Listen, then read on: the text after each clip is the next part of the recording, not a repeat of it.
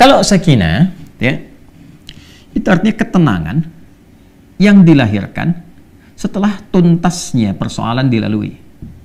Ya. Baik.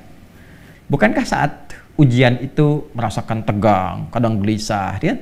Tapi setelah selesai ujiannya, ada ketenangan yang dirasakan. Alhamdulillah selesai, gitu kan? Itu ketenangan yang dihasilkan setelah melalui satu persoalan. Itu disebut dengan sakinah namanya. Jelas? Baik. Saya lukiskan lagi. Orang Arab mengatakan begini. Sakanatu syajaratu idza dhahabatir riyah. Atau sakanatu safinatu idza dhahabatil amwaj. Ranting pohon itu menjadi tenang ketika angin yang menerpanya itu telah pergi. Atau mereka mengatakan kapal itu menjadi tenang ketika ombak yang menerpanya itu telah pergi. Dan airnya kembali tentram, tenang.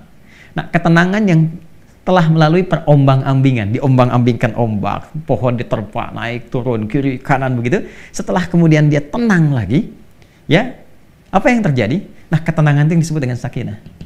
Dan biasanya, kapal yang banyak diuji dengan gelombang, bahkan gelombang besar, dan dia melewati itu menjadikan kapalnya kualitasnya menjadi lebih kuat. Ya, lebih mudah menghadapi persoalan-persoalan atau bahkan gelombang-gelombang kecil setelahnya. Semakin besar, yang kecil lewat. Ya, demikian pohon. Semakin diterpa anginnya kencang, ya, dia goyang dan dia tertanam kuat, semakin kokoh akarnya.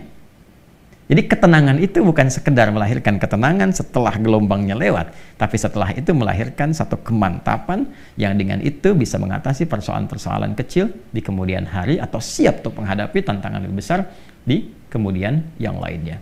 Maka itu disebut dengan sakinah. Ketika kehidupan di rumah tangga, ini yang akan saya sampaikan, disebut dengan sakinah, memberikan kesan kepada kita bahwa bukan berarti di rumah tangga itu akan hampa dari persoalan. Akan selalu ditemukan persoalan. Ini cara memahaminya. Jadi kalau tidak dipelajari dulu ini, nanti kaget. Bukan berarti nggak ada masalah. Rumah tangga itu pasti ada masalah. Ya, yang paling ideal kan rumah tangganya Rasulullah SAW. Tapi coba lihat, apakah dalam kehidupan rumah tangga Nabi tidak ada masalah? Jangan salah, banyak persoalan, ya kan? Tapi dengan persoalan itu turun panduan pada kita. Turun ayat, turun hadis, mengatasi ini bagaimana. Ya, kalau salah persoalan pemahaman bagaimana, salah komunikasi bagaimana, meluruskan yang ini bagaimana. Kalau ingin cari teman cerita ke siapa, kalau mengadu belum ketemu suami istri ke siapa mengadunya, ada semuanya. Gitu. Dan pahami ketika Allah menitipkan satu persoalan dalam kehidupan rumah tangga, pada hakikatnya bukan ingin menjadikan kehidupan rumah tangganya bermasalah, tapi Allah ingin memberikan satu ketenangan, kedamaian, ya, yang dihasilkan setelah tuntas persoalan yang dimaksudkan.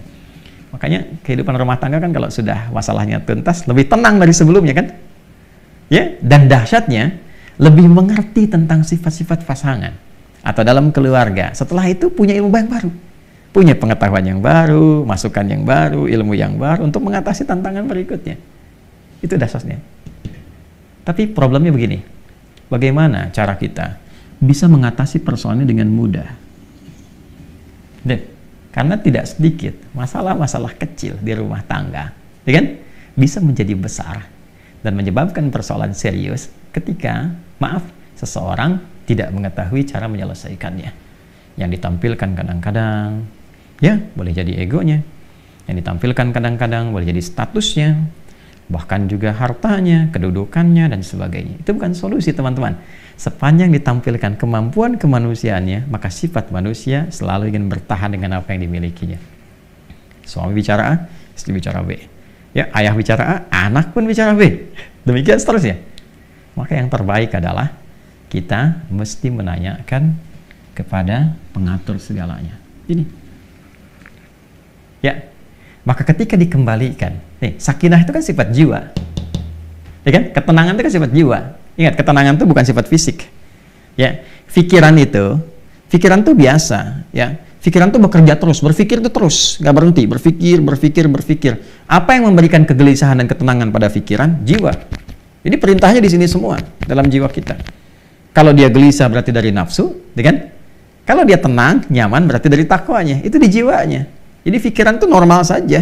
dia beraktivitas. Seperti fisik pun diperintahkan. Fisik tuh gimana perintah dari pikiran saja.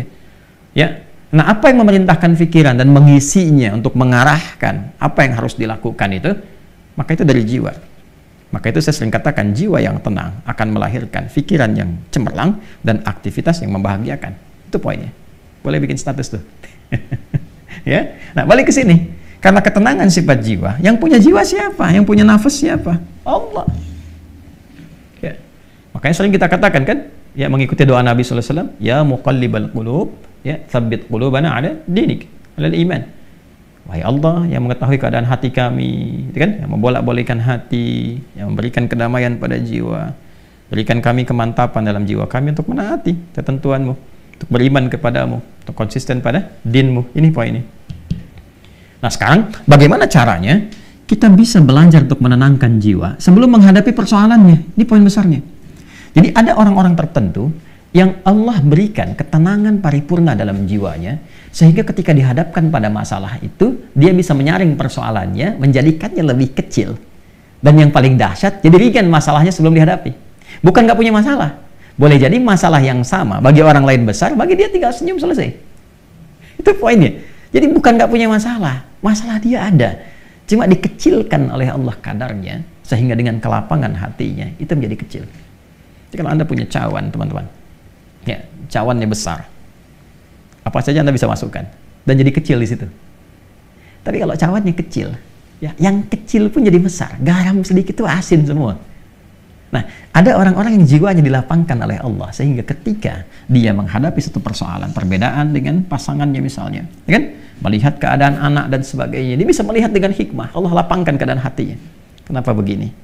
Dia nggak langsung simpulkan, langsung keluar ini, itu dilihat dulu, dia bersikap dulu. Nih, kelapangan jiwa, ini mahal. Dan ini tidak mungkin bisa didapatkan kecuali lewat skema ibadah ke sini. Menghamba. Ya. Nah, semua kumpulan nilai-nilai ibadah kita dalam rangka mendekat kepada Allah, saya sering ingatkan, itu disebut dengan takwa namanya. Ya kan? Takwa itu kan gabungan antara iman dengan amal soleh. Ya kan? Iman itu kan pekerjaan hati dalam jiwa, amal soleh implementasinya. Digabungkan jadi takwa. Seseorang yang membangun kehidupan rumah tangganya dengan nilai-nilai ketakwaan. Ini, dia bangun dengan takwa. Dia jaga sholatnya, diwasiatkan pada istrinya sekalipun keluar tetap jaga sholat, anak-anak pastikan sholat, hidupkan rumah dengan Al-Quran, dekati Allah Subhanahu Wa Taala, banyakin zikir, misal, itu akan beda suasana rumahnya. Demi Allah saya katakan, Anda kalau nggak percaya silahkan. Ya, hidupkan rumah dengan suasana ibadah kepada Allah. Anda ada di dalam ataupun sedang di luar, hidupkan. Maka akan ada suasana yang berbeda kepada jiwa. Allah akan jaga itu. Ya, ketika takwa meningkat, bahkan diringankan persoalan. Sebelum ada masalah, solusi datang. Sehingga masalah jadi ringan. Itu yang dimaksud Quran, surah ke-65, di akhir ayat kedua. At-Talaq, ayat kedua. At-Talaq itu kan satu masalah yang tinggi, ya, yang tidak mudah diatasi. Ya, bahkan dalam kondisi yang paling rumit pun ketika Anda mendekat kepada Allah, Allah ringankan dan berikan solusi yang jernih. Berpikirnya jernih sekali. Tahu apa yang harus dilakukan. Ya kan? Maka apa yang terjadi? Wa may yattaqillaha yaj'al lahu makhraja. Siapapun yang mampu membangun ketakwaannya kepada Allah, dan dia naikkan lagi, ya kan? Maka apa yang terjadi? Yaj'al lahu makhraja. Allah berikan jalan keluar dari setiap persoalan yang ia alami. Apalagi kalau pasangan itu kompak. Ya kan? Ya, mungkin nggak bersama-sama dalam beberapa kesempatan, tapi memberikan wasiat, bangunkan istri, anak-anak, ingatkan sebelum pergi, kan, dan sebagainya. Itu pasti tuh. Ya, dari sekian banyak persoalan, ketika ditumpahkan di atas sajadah, dia mengecil dan curhatnya kepada Allah. Innama ashku bathi wa huzni ila Allah. Demikian ya nasihat dari Nabi Ya'qub alaihissalam yang diabadikan Quran surat Yusuf itu kan. Kalau mau curhat, curhat ke Allah. Sampaikan. Dan akan cenderung bahagia. Ketakwaan membangun kebahagiaan. Quran surah kedua di akhir ayat 189. Wattaqullaha la'allakum tuflihun.